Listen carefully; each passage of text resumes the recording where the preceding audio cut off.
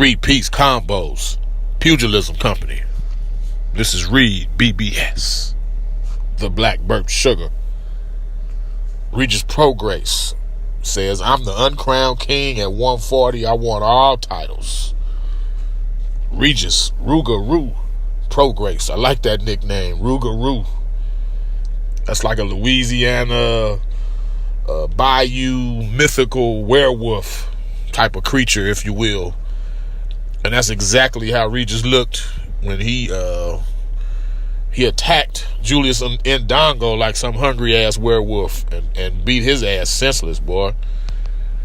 Regis will be returning home to New Orleans on July 14th and faces Juan Jose Velasco in a main event at Lakefront Arena at the University of New Orleans.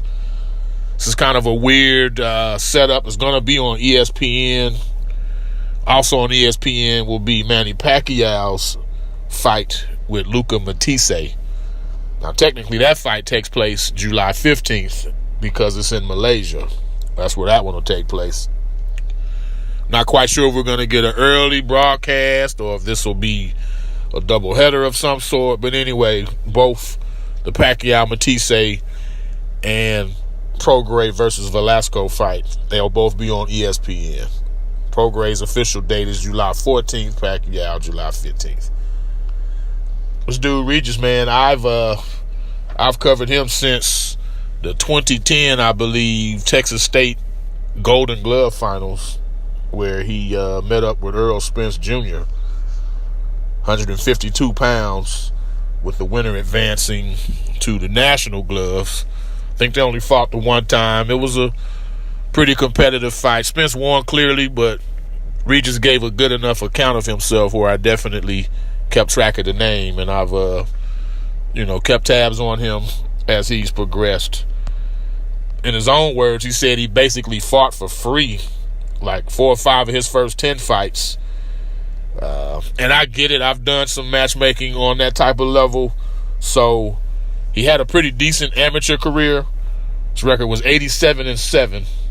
He actually went to the 2012 Olympic trials. Obviously didn't make it.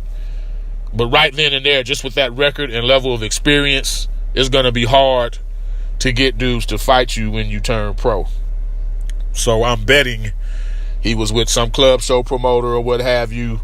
And the way that works, the promoter doesn't guarantee you any money. He's guaranteeing you a fight. And I've done this. Regis did this. He signed you have to have a check for some amount.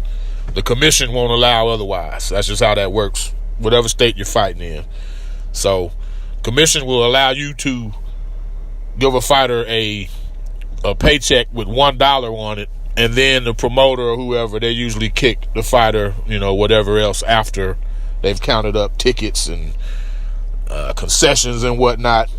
But back to my point, Regis, he said he fought more than half of his first 10 fights or so virtually for free, and he still has the $1 checks to prove it.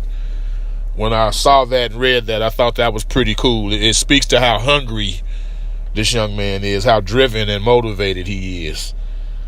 He was not an overnight success. He fought in relative anonymity, but then once he linked up with Lou DiBella, it's been smooth sailing. Everything picked up from there.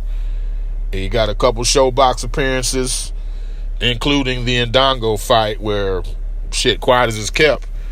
He might have been even more impressive in beating Ndongo than Bud Crawford was. Now, you could obviously argue that Bud softened him up.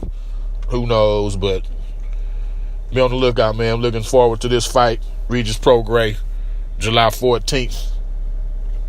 We're going to wrap this one up, y'all. This is Reed BBS with Pugilism Company, home of the three-piece combos.